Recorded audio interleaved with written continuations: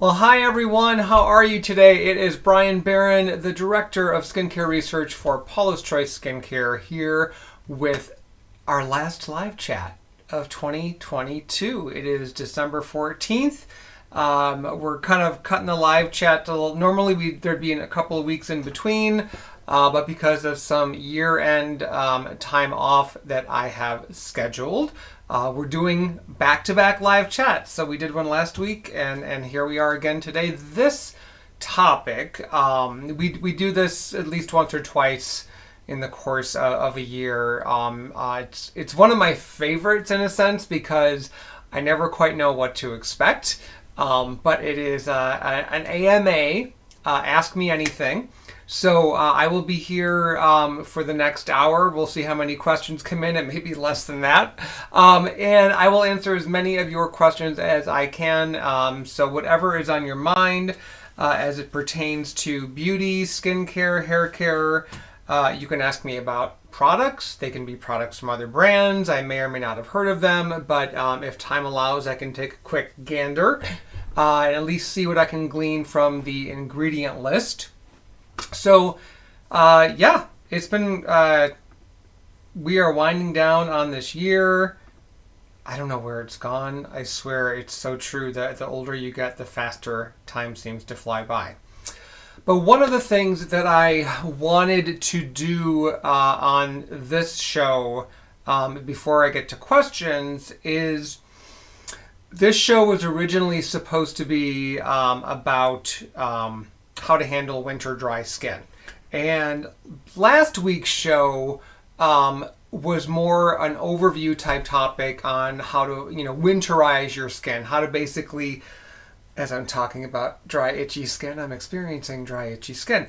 How to get your skin ready for the coming cold weather, which is going to affect quite a bit of us.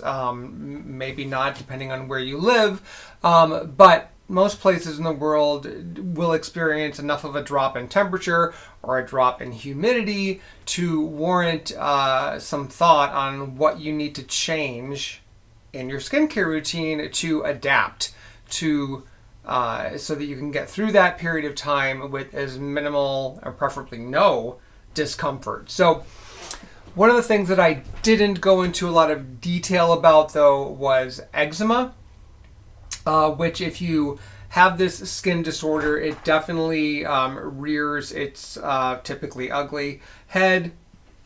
In the colder, drier months, you may experience more flare-ups than usual, more persistent, just a kind of everything that is a big frustration to struggle with when you have eczema can become magnified during that time. So I thought it would be interesting to just share 10 facts about eczema to get this going, and then we'll get into whatever else is on your mind. Again, ask me anything. Number one in 10 people will experience eczema at some point in their lives. That's huge. That is 10% of the global population will go through this at some point. And for most of us, it is a chronic condition, meaning it never really goes away. Number two, the number one most often described symptom of eczema is itchy, often uncontrollably itchy skin. I have a patch of that happening right now, like right below my chest, and it's like right in the center, and I have to keep like reminding myself not to itch it because it feels good initially, but what's happening is the irritation that you're doing to the skin and the nerves is sending a greater message than the itch itself. And that is what compels. So the itch doesn't really go away per se.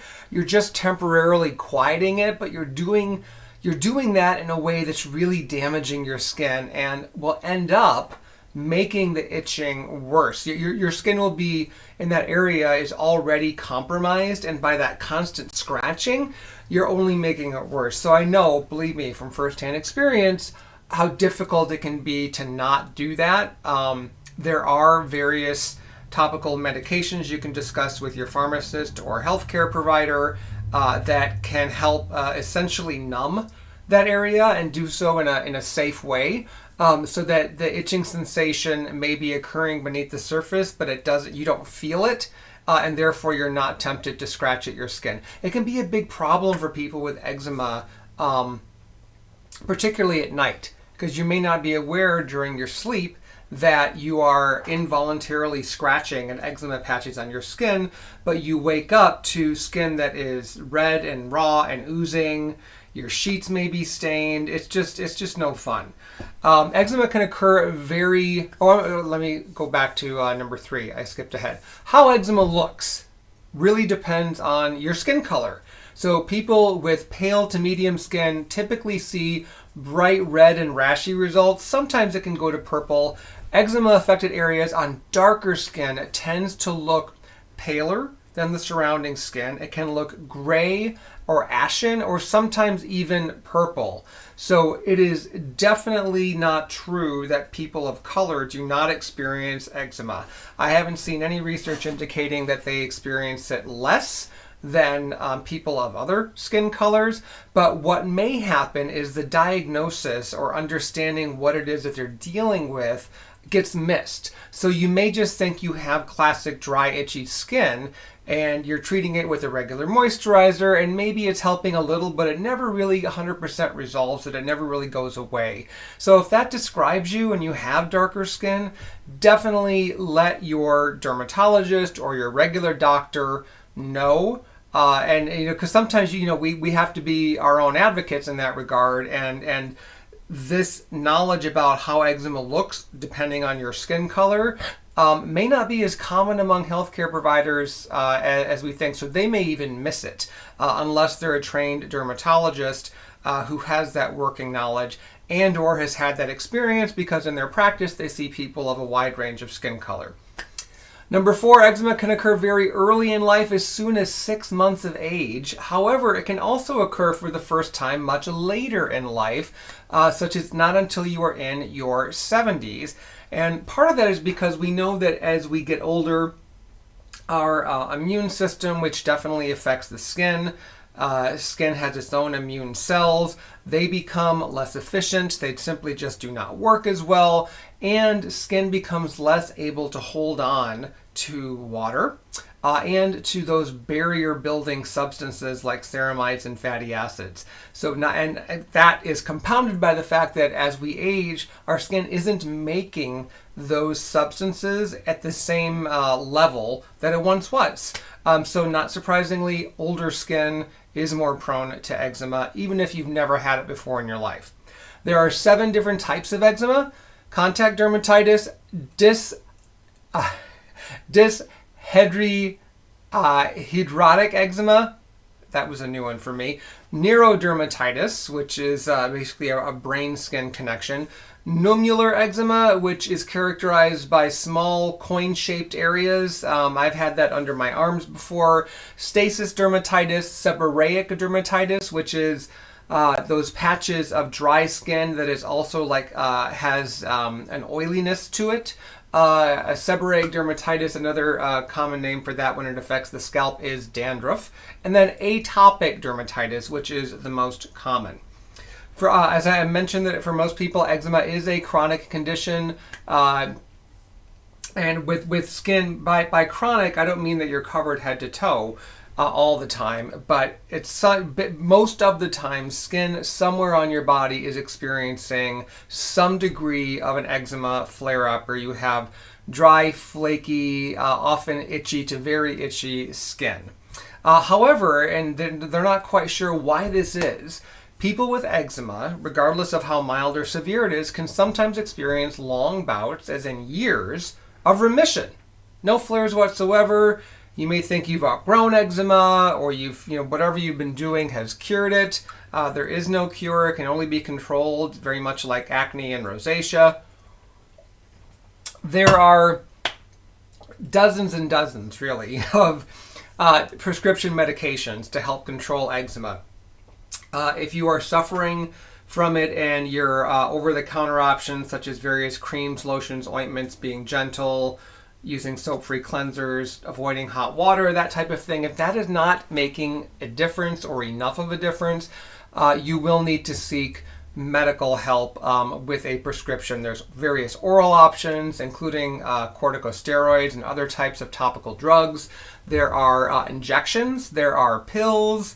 It runs the gamut because no two cases of eczema are alike. And what one person's eczema may respond to in terms of medication and other persons will not. And the other thing that can be frustrating is that a medication that you have been using for years, or at least, a good long time, that once worked to keep your eczema under control no longer does. And so it's some dermatologists, knowing that happens to a majority of their patients, will have their patients go through a prescription medication cycling, where you're using one type of medication for 3 months and then you switch to another type for the next 3 to 6 months, and so on and so forth. So your eczema, your skin, your immune system isn't getting used to one particular medication for a long period of time.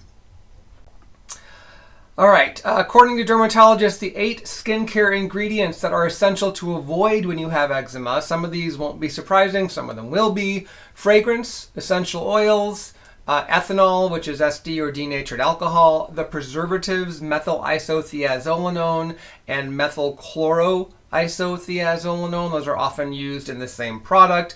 I see them more these days in rinse-off products than leave-on products because they're fairly well-known sensitizing preservatives. Like, of all the cosmetic preservatives, these two top the list for being the most likely to trigger allergic contact dermatitis or other sensitize otherwise compromised skin.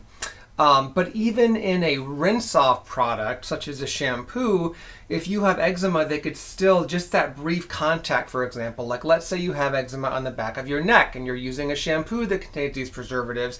As you rinse that shampoo, those preservatives are having contact, however brief, with your neck. But for some people, just that instant contact is enough of a trigger to make an eczema flare happen. So it's just generally best to avoid them. Propylene glycol, and one of the main reasons for this is because propylene glycol is a penetration enhancer. So it helps carry other ingredients further into the skin, and it can be more sensitizing to compromised skin as a result. Butylene glycol and pentylene glycol, which are other types of glycols used in skincare commonly, they don't tend to have this issue. So be on the lookout if you have eczema for propylene glycol, particularly if it is high up on the ingredient list. Now, if you have eczema and you've been using a product or more with propylene glycol and your skin is tolerating it, it's not making your eczema worse, I wouldn't say stop using it, but of course you can always experiment and see if switching to something without it makes things even better. The other ones on the list were benzalkonium chloride, which is a topical antiseptic. Don't see that in too many skincare products, but it can show up in some astringent type products. Neomycin sulfate, which is a topical antibiotic found in many common first aid ointments, and lanolin, which is an animal-derived emollient. It can be very good for dry skin because its chemical composition closely mirrors that of our skin's sebum, our skin's own oil, but quite a few people with eczema have reported reactions when using a product with lanolin, and dermatologists have reported seeing this enough that it made the list. The most common skin sites for eczema flares to happen include the hands, the neck, the feet, in and around the ears, the ankle area, elbows, knees, cheeks, and lips. We still don't know what causes eczema. It seems to be about a confluence of an overactive immune system, although eczema is not considered an autoimmune disorder. Genetic predisposition, if you have immediate family members, mother, father, sibling, that you know has also had eczema, chances are very good you will have it too. Not a guarantee, but your odds go up. Genetic predisposition would be where that falls under. Your environment can be a factor. Some people with eczema find that they do much better in a more temperate climate year-round as opposed to living in a climate that experiences all 4 seasons. And your emotions, your emotional state, and your mental health can play a role. Not necessarily a causative role, but research has shown that issues like depression and anxiety can make eczema worse. There's an interconnectedness there. So fascinating info. Definitely speak with your physician to get a diagnosis and to make sure that you're using the right types of products to get this under control. It can be controlled. You don't just have to live with the misery of it. So, please keep that in mind. All right, with that being said, what is on your mind right now? Roel, let's start out with you. Hi, Brian. I have 2 questions. On the European UK website, it states, in the ingredient list of the clinical enriched moisturizer that it contains ascorbyl glucose. This is not present on the US website on the ingredient list. Why is that? Okay, let me take that one first. I'd have to do some cross-checking to be 100% certain, but what I suspect is that the UK website is that the ascorbyl glucose is an incidental ingredient that the UK is declaring. That is a requirement in that market as well as member countries of the European Union, and it is something that Paula's Choice is starting to roll out as we update artwork on the ingredient lists packaging for our products. Incidental ingredients are ingredients that are present in such a low concentration in the formula that they have no technical or functional effect in the finished product. That is why in many parts of the world, declaring the incidentals in a formula is not required, because it's like almost like saying this chocolate chip cookie has 2 extra grains of salt or sugar than this cookie, or this chocolate chip cookie has a few grains of baking soda and this chocolate chip cookie doesn't. And then you take a bite and you're like, well, that's funny. They taste the same to me. Exactly. It's such a low amount that you're not going to perceive any type of a difference one way or the other. So that's what I suspect is going on, but I would have to double check and confirm that. I'm also wondering if that is supposed to be ascorbyl glucoside. I'm not familiar with ascorbyl glucose as a cosmetic ingredient, but it could be. Yeah, looks like it's ascorbyl glucoside. Okay. So I'll have to do some digging there. And then your question 2 is, will the new Calm Mineral SPF be the first mineral PC sunscreen that contains a factor 50? Thanks, greetings from the Netherlands. The SPF on the Calm sunscreen is, which is in development, is to be determined. I suspect it will fall between SPF 30 and 40 once the testing is done. Reaching SPF 50 in a mineral sunscreen using titanium dioxide and or zinc oxide and not doing any sort of a tint, it's very tricky to end up with a mineral sunscreen that does not leave a white cast on at least some skin tones. And it tends to, the people whose skin tones kind of fall in the middle of the color spectrum tend to be fine. Those who are on the light end and then on the darker end tend to be the ones complaining about a white cast. Hello. And as of now, as far as last I knew, we're not planning on adding a tint to this product. So I'm thinking we'll likely end up more in the SPF 30 to 40 range. Erica says, if I use a 1% retinol now, should I move up to a prescription one? You don't have to, obviously. It depends on the results you're getting with the 1% retinol. And if you are thinking, what is it that you want the retinol to do that you haven't seen yet? Because sometimes with various skincare actives, we tend to our expectations are err a bit on the unrealistic side. As great as those skincare ingredients are, they have limitations. And sometimes we also just get impatient. We want to see results yesterday. And, all of the literature on ingredients like that have said that the best results were seen after 12 weeks of consistent use or 24 weeks of consistent use and so on. So it takes time. 24 weeks is 6 months, isn't it? Yeah. Yeah. I had to do quick math in my head there. So the 1% amount of retinol is generally considered to be the equivalency in terms of potency to a 0.02% concentration of a prescription retinoid. Retinol is considered about 20 times weaker than tretinoin, so that is where that comes from. It eventually gets you where you want to be, but it's more of a case of slow and steady wins the race, whereas tretinoin can show its stuff sooner, but many people deal with unpleasant side effects while they're waiting for that to happen. And for some people, it's a hill their skin doesn't get over, and they really just need to dial it back or stop using it altogether.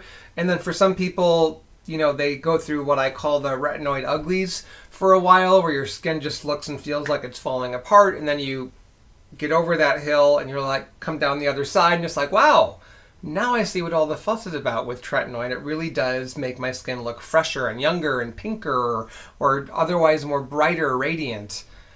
Okay, somebody like me is going to see more pinkness for sure. Okay. Erica says she's been using the Paulas Choice 1% for years with no issues. Erica, what you might want to try is combining that with another over-the-counter retinol product, perhaps a different type of retinoid, like the Gram-Activ retinoid, the hydroxypinocolone retinoate that the Ordinary sells. You could try retinol retinoate. You could try retinal.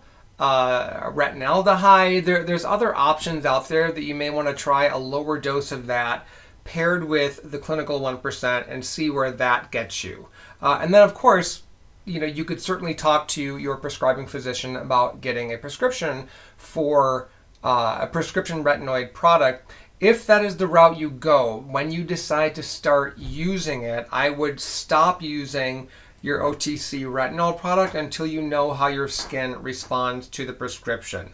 You don't want to be left wondering 2 weeks into it if it's the prescription itself or the combination of that with the 1% retinol that's causing something you don't want to see or feel. So let your skin get acclimated to the prescription first, and then if everything goes well, then you can gradually work the 1% retinol in. Perhaps you move to a routine where the 1% retinol is applied in the morning, and then the prescription retinoid product is used in the evening. And remember, if you do go the prescription route, you do not, a thin layer of such products really does suffice. It is not a case of where if a thin layer is good, a thick layer is going to be even better. This is not a sleeping mask. It's a very active product. All right, Seth says, what is the function on hexapeptide 8 in the new Calm moisturizer? The hexapeptide 8 essentially is a wrinkle smoothing peptide because it works to reduce or interrupt several different pathways in skin, primarily neuromuscular, that cause a wrinkle to form and stick around. Years and years ago, these types of peptides, neuromodulating peptides, were often advertised as works like Botox type peptides. That's not exactly what's happening. This is not taking the place of Botox, but it can over time help to smooth and soften the look of expression lines, which for most of us are going to be the crow's feet that form around the eyes as a result of constant smiling. I don't necessarily mind that, because I think if you're somebody that is constantly smiling, chances are you've got a pretty good life. You've got a lot to smile about. But yeah, that's the main function of the hexapeptide 8 in the Calm moisturizers, the nighttime products. Let's see. But then we have Paula's Choice saying, Bryan, since we were chatting about it earlier, can you comment on the trend technique of applying products to dampened skin? Absolutely. Yeah, our social team shared an Instagram video of our person on Instagram showing that using a sponge as an analogy to show the difference between what happens when you apply a product when your skin is completely dry versus when you apply a skincare product when skin is damp. And it was an interesting example because the damp sponge did take on more water and it went further into the sponge than when they put water onto a completely dry sponge. But our skin isn't a sponge. For example, unlike a sponge, our skin has a permeability barrier whose purpose is to help control the influx of water and the output of water. So essentially it helps with numerous other substances in skin, including natural moisturizing factor substances like sodium PCA and urea, amino acids, lipids in skin like cholesterol and ceramides.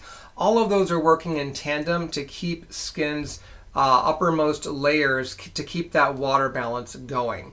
We know from research too that in the epidermal layers of skin, which is what skincare primarily affects, that the water content of those layers is surprisingly low compared to how much water is in the lower layers of skin. And it turns out that those uppermost layers of skin really don't need a lot of water to maintain their plumpness and health and to maintain hydration. So the other thing I mentioned is that it's perfectly fine to apply products to damp skin, but rather than like take a spray bottle of tap water and mist your face and then put on your serum, just put your skincare products on in your routine one after the other. Don't wait. So for example, put your toner on, and while your skin is still damp with toner, put your leave-on exfoliant or serum or booster on, and so on and so forth, and just keep layering.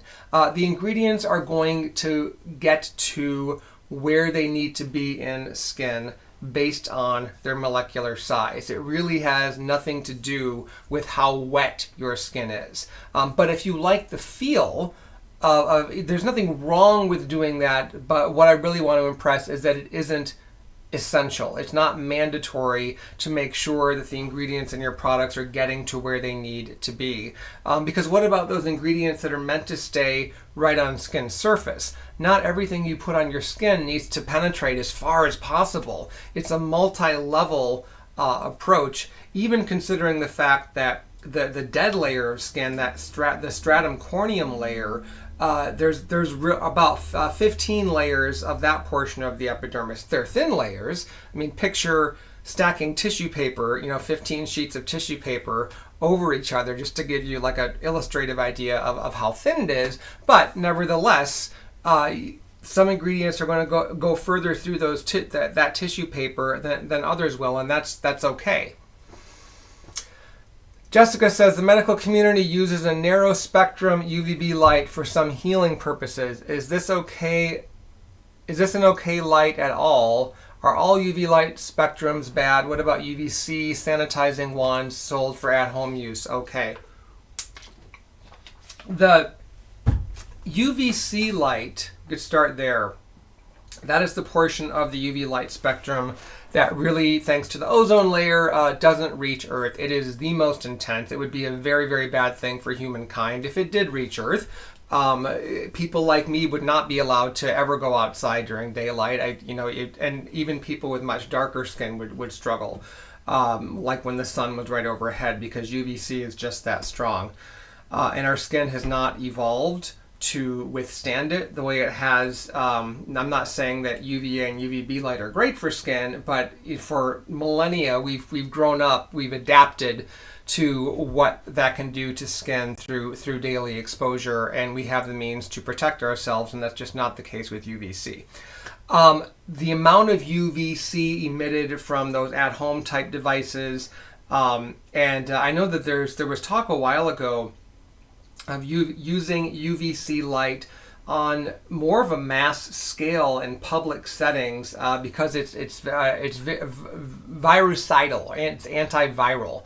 And so the thought was that you could have these low-level UVC lights going in public places like train stations and department stores and whatnot, and they would help keep airborne viral particles that get us sick to a minimum.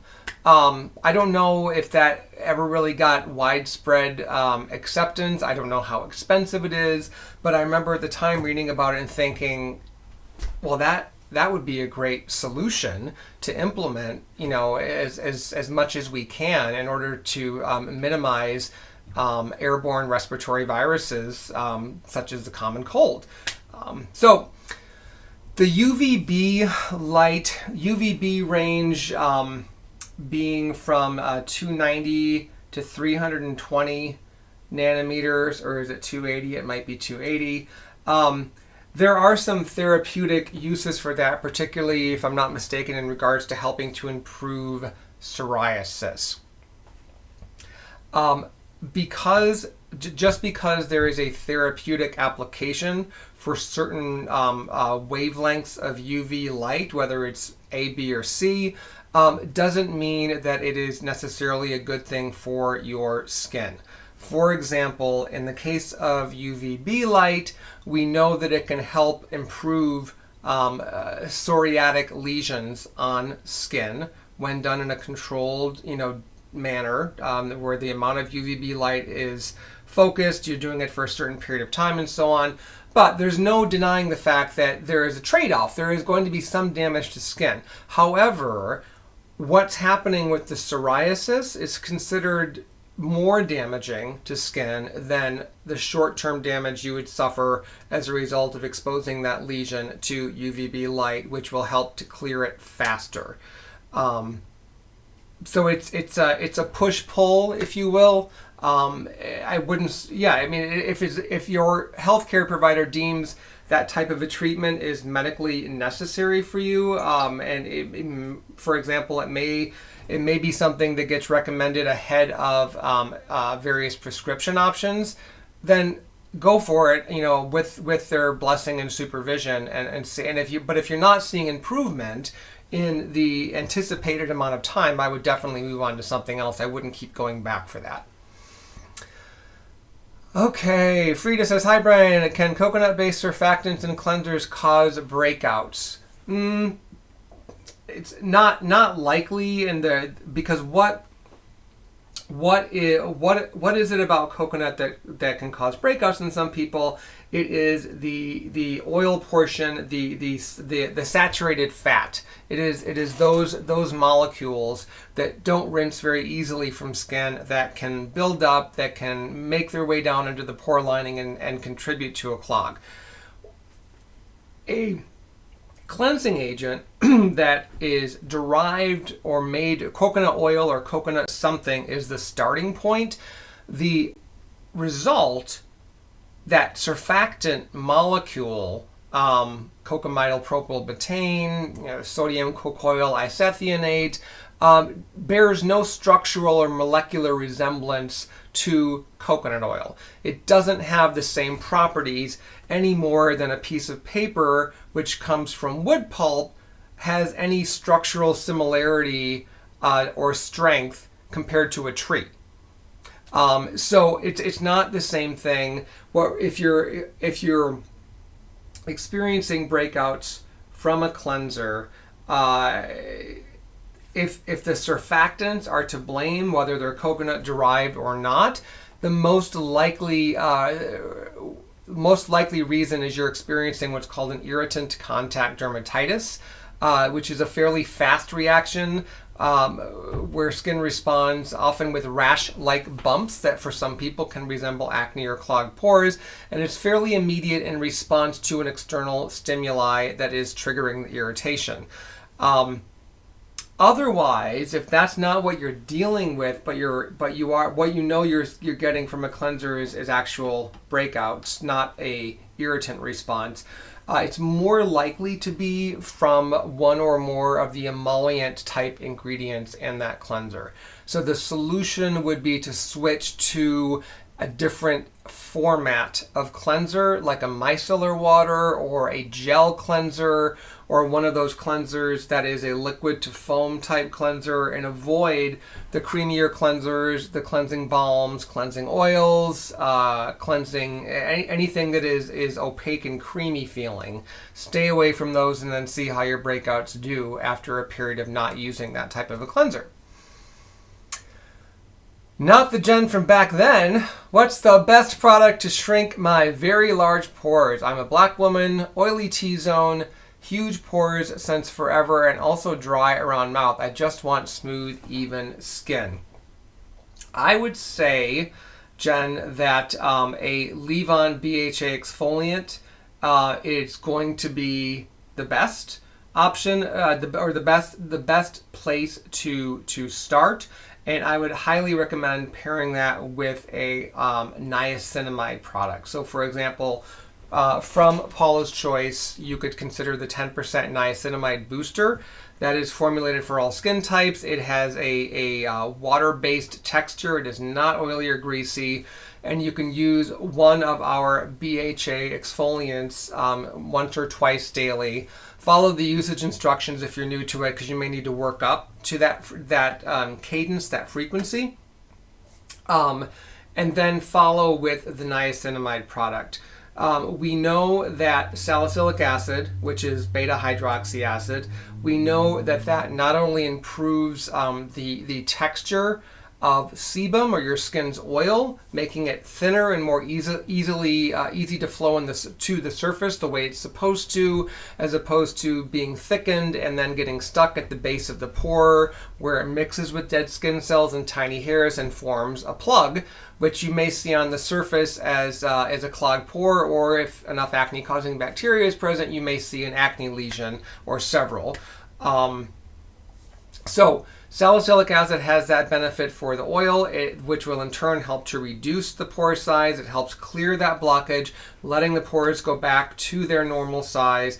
And then niacinamide also seems that we're not quite sure exactly how it's doing this, but it seems to have an ability to help the pore, the shape of the pore lining kind of snap back into place. So it's not just, whereas salicylic acid goes in and removes that plug and that buildup, that it's causing the pore lining to expand and thus make the pore on the opening you see on the surface look bigger.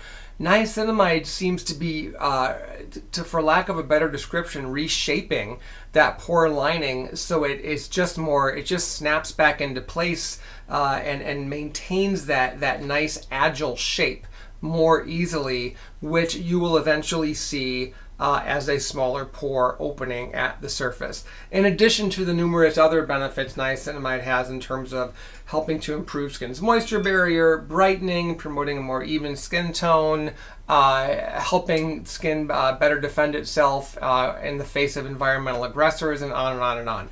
So those two products, I think, would get you off to a good start. Another option to consider if you wanted to try something in office would be to talk to an esthetician or dermatologist about getting a series of facial peels as a means to kind of jumpstart this process. Now, being a woman of color, there are some peeling agents and types of peels that you'll want to consider carefully, if at all, and an experienced esthetician or dermatologist will be able to tell you exactly which peels are recommended for your skin color and which ones you could try, but may be a little bit risky in terms of what's called post-inflammatory hyperpigmentation. So that for some people with more melanin-rich skin, the peel ingredients themselves, because they're typically at a higher percentage, can cause a type of deeper inflammation that triggers uneven excess melanin production. So while you leave the peel with a nice smooth texture, you may see some unwanted discoloration or unevenness pop up. And of course, the goal is to avoid that. And it's just about having that dialogue with the provider and making sure that whatever peel they recommend is considered safe for melanin-rich skin. Simple as that. Paulas Choice Skincare says also, what is on your Christmas list this year? I think that was a question for the general audience. I don't have too much on my list. I'm pretty well taken. I mean, really just spending time with my family, my son, who's just going so crazy about Christmas coming up. You wouldn't believe it. It's nice. And I'm a vinyl head, so, if you want to get me a record, I'll play it. The mineral code. 25 years ago, I got a treatment, I think it was IPL, for ruddiness on my cheeks. To this day, that area looks a bit waxy with uneven texture that could be tiny scars, wrong type of collagen. And also some areas of hypopigmentation. I'm pale and these areas look white. Yep, hypopigmentation would be a loss of pigment. What happened and how do I correct this? Thank you. Boy, it's difficult to pinpoint exactly what happened. If it was IPL, they may have used an intensity that was too strong. The person who did the procedure, which is generally considered very safe in the right hands, just may have overdone it. It is possible that too much wound healing collagen, that collagen 3, was generated, and that is responsible for the texture change you're seeing. And then as far as the loss of pigment, unfortunately, there really isn't anything you can do for either one, at least not that I'm aware of. Generally, loss of pigment involves a destruction, not just an impairment, but a destruction of the melanocytes, the cells that produce melanin, and they don't regenerate. So once they're, sometimes you'll see people who have had a lot of sun exposure over the years, and I see this quite a bit on older people's forearms. They get white spots. Their forearm otherwise looks somewhat tan, definitely darker than the skin color they were born with. But then there's a series of kind of mottled white spots. That's a good example of a form of sun damage that results in hypopigmentation, where the sun has literally destroyed the melanocytes, and the skin in those small dotted areas is no longer able to make melanin, even in response to ongoing UV light exposure indoors or out. It's not there. I mean, the factory is closed. You know what I mean? So I know that's definitely more of a downer of an answer. One of the things that you could experiment with, this is just a cosmetic fix, is to try a self tanner that's designed for fair to light skin, and see if you can get a more uniform color. This is something that some people who have a skin issue called vitiligo do to help make their skin color look more uniform, because that condition is also about permanent pigment loss. And then, of course, there's various things you can do to make your skin tone look more even with a liquid foundation. I know it doesn't solve the problem, but this is an issue where, for whatever reason that happened, and I'm sorry you experienced that. There isn't a skincare or even an in-office procedure type solution, at least not that I'm aware of. If you haven't consulted a professional esthetician, that one of a reputable, like a laser clinic or a cosmetic dermatology practice, I would just say anything that they recommend as a potential treatment, to make sure that you get a second opinion on it, see what's out there in the literature about what they're recommending, because you definitely have a reason to be hesitant to go forward with something like this. But I'm suggesting it as a means of just making sure that we're covering all the bases, because there may be a fix out there, perhaps not permanent. I'm definitely not aware of anything that can bring the pigment back permanently. But there may be something procedure-wise that I'm not aware of that could potentially help, and I want to make sure that we don't totally close the door on this, that you know that there may be another avenue for you to explore. Caitlin, hi Brian, happy holidays to you and the PC team. Curious as to your thoughts on menthol in skincare. I'm generally not a fan. Menthol has no really established benefit for skin other than being a counter irritant. So remember what I was saying at the top of the show about why it's not a good idea to continually scratch your areas of eczema even though they're intensely itching. Menthol applied to skin, especially irritated skin, works in much the same way, where it sends a louder signal to the nerve endings that are attached to skin that the irritation the menthol is causing. By the way, the menthol derivatives like menthone, what is that? Ethyl menthone carboxamide, and there's methoxypropanediol. Those are even more potent than pure menthol. But the irritation message is louder from that ingredient than whatever is going on in skin that is causing the itch. So that is why it's considered a counter irritant. It does have a cooling effect on skin, and for many people it makes their skin tingle.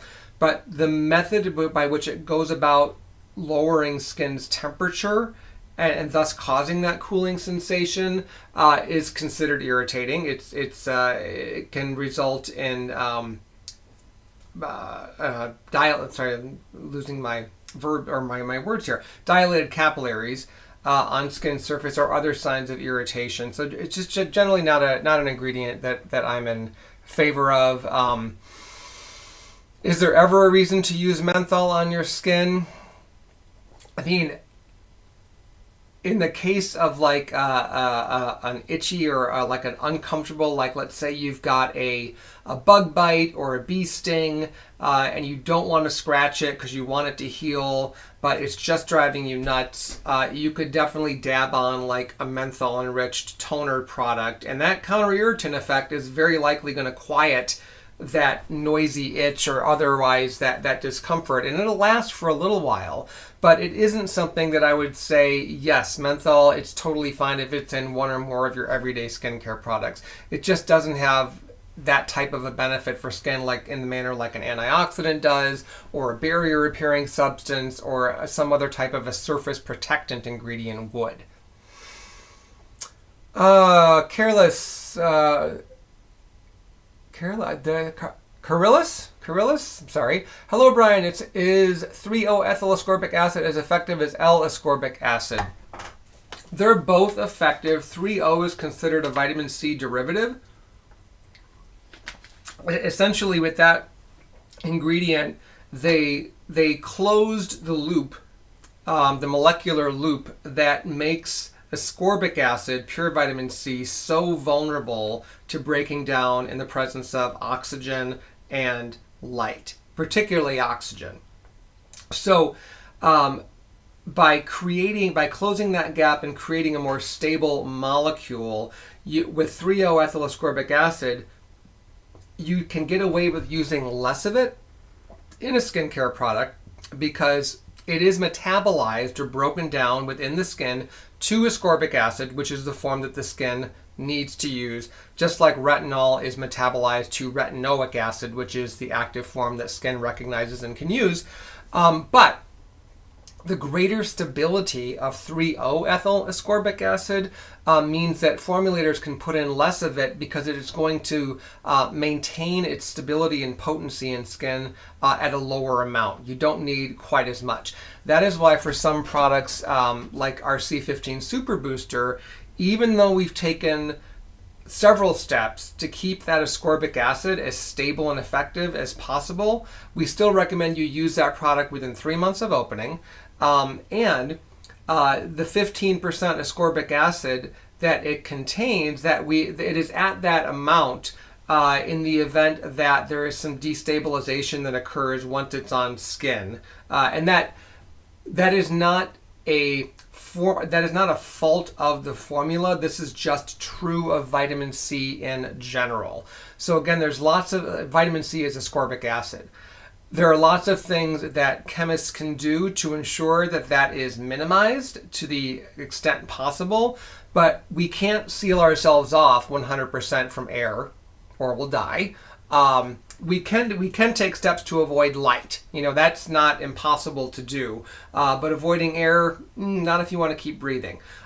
So all of that is to say, I am a fan of 3-O-ethyl ascorbic acid. We are using it in our C5 Super Boost Facial Moisturizer, as well as the C5 Eye Cream, along with a couple of other vitamin C derivatives. And I think that they're all worthwhile ingredients. So I wouldn't necessarily put one over the other, but all of the derivatives to varying degrees do have a stability advantage over pure vitamin C. The formulator doesn't have to take the same steps to stabilize those ingredients and make sure they're at a very tight pH range than that you would have to do with ascorbic acid. All right, Ella, my powder mineral foundation oxidizes over the mineral sunscreens I've tried. Why is this, and how can I prevent it? Chances are the oxidation isn't occurring because of the interaction between the minerals in one product and the minerals in another. And I say that because most of the mineral pigments that are used to achieve SPF values are almost always coated. So they have like a coating, a bubble of sorts around them that is keeping them from having a negative interaction with other cosmetic ingredients or the environment. What may be happening is that the oil your skin is producing, or the oils and other skincare products that you are using, is contributing to, or could be that mix of your skin's own oil and oil-like ingredients in your non-SPF skincare products are what's causing the oxidation to occur. The solution is to experiment with other products along with those mineral SPFs to see which may not cause it, or at least minimize it.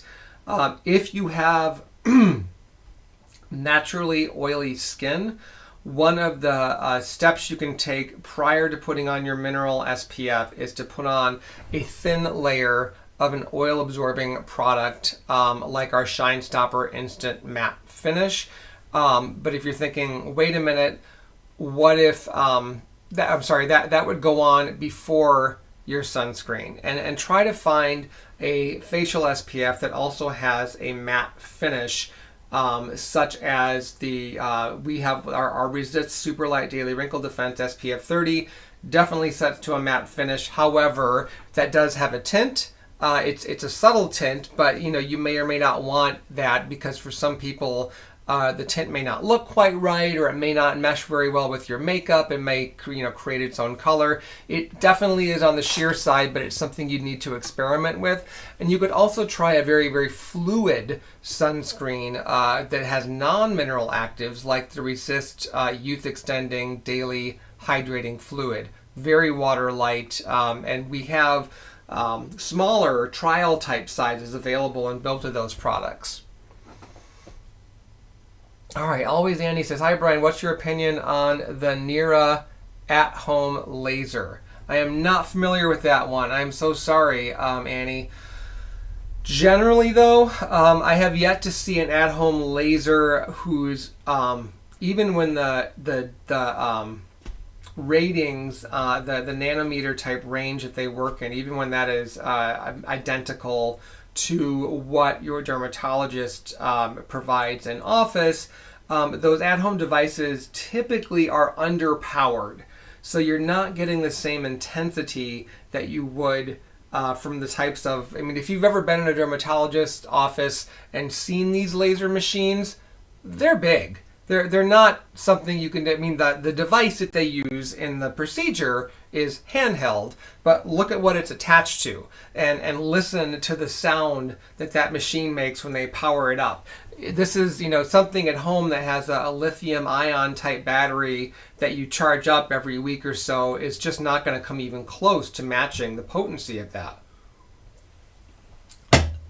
However, I do think devices like that from reputable companies, and I can't say right now, I haven't vetted this particular company, so I can't say one way or another if I feel that they're reputable.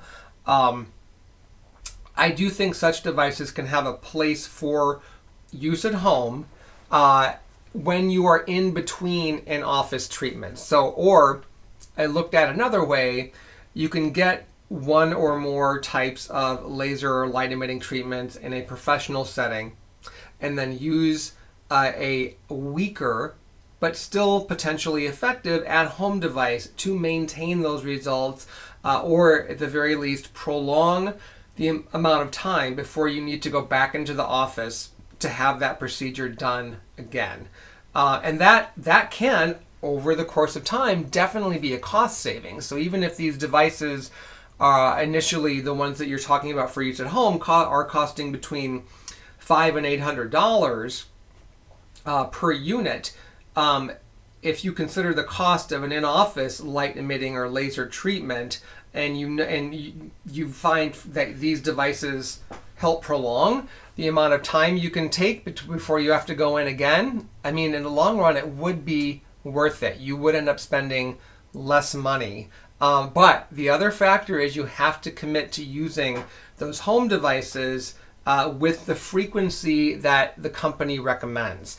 It's not something you can just kind of pull out of the drawer once or twice a month, use it for 5 minutes instead of the required 15, and expect to really be that impressed. So it is a time commitment. You got to kind of think, how can I work this into my schedule? If you're somebody who finds a 5 or 6 step skincare routine at night overwhelming, too many steps, too much time, are you really going to use a laser device at home every day for 15 minutes? So these are the questions you have to ask yourself. Okay, Ella says, is deep massaging of hands okay, or does it cause skin to lose elasticity like facial skin? The simple answer is any time you see skin move, you are testing or pushing its elasticity. So it's kind of, do I have one here? Yeah.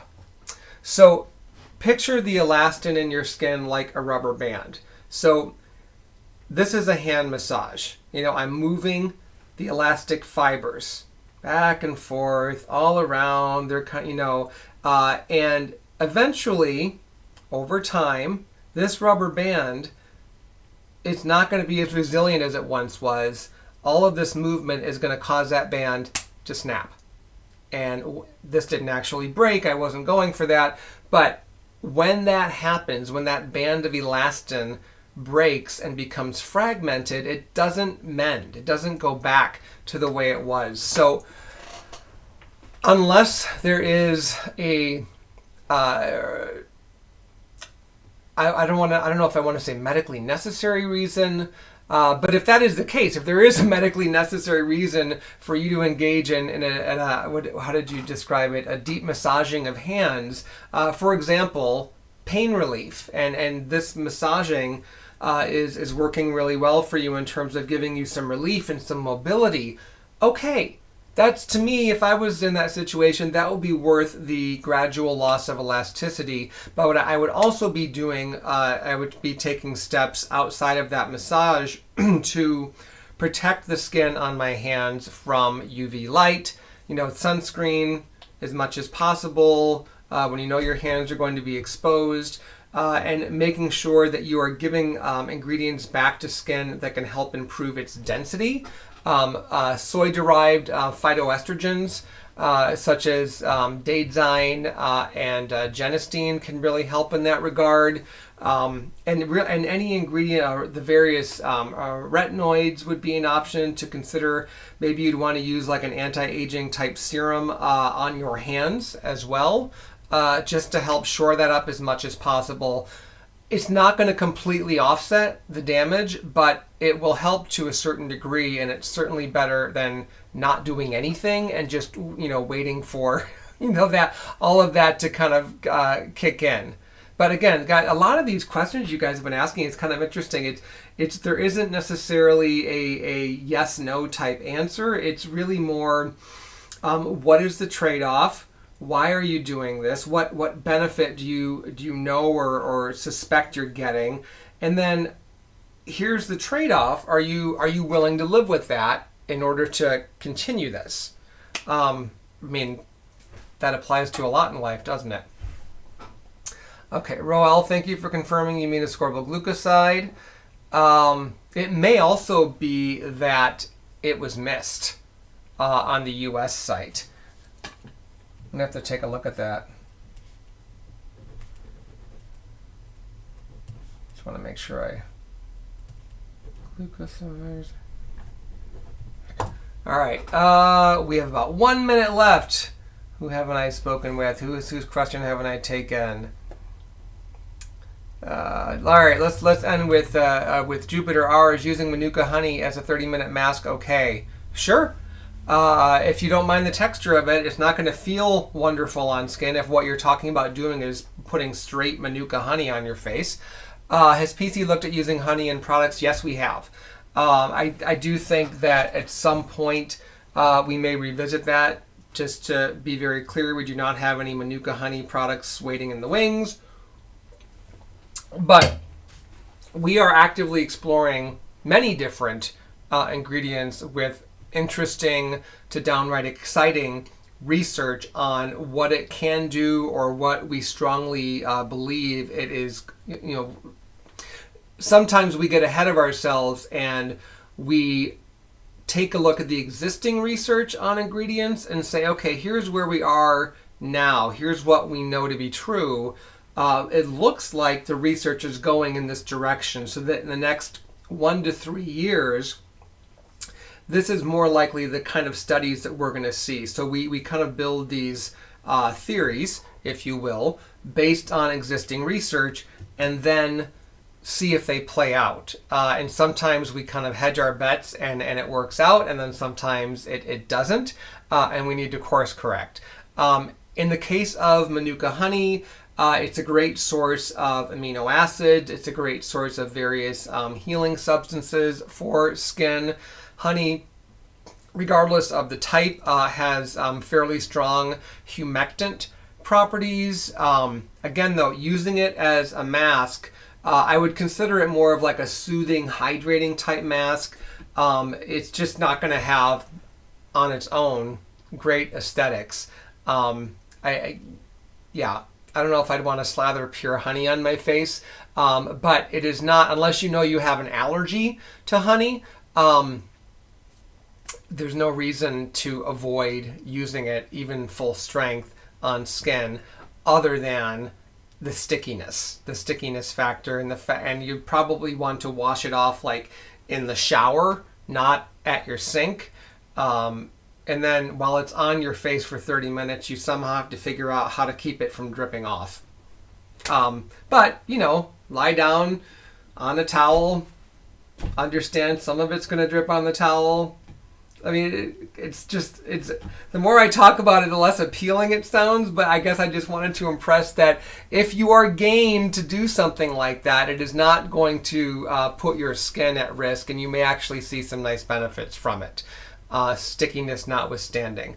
A better approach may be to take a smaller amount of the Manuka honey and mix it in with a more conventional hydrating mask. See what you think about that. So on that note, since I've gone a little bit over our hour allotment, I'm going to say good night and thank you so much for another great year. Again, this is our last live chat of 2022. We'll be back with more next year, brand new topics, and Paula's Choice has some truly exciting products coming in the pipeline, including some that I, in all honesty and sincerity, think are some of the best formulas we have ever done. Ever. So stick with us. It's only going to get better from here, and I hope all of you have a lovely, relaxing, peaceful, and as stress-free as possible holiday season. No matter how many of the year-end holidays you celebrate, take time to celebrate you. Till next year.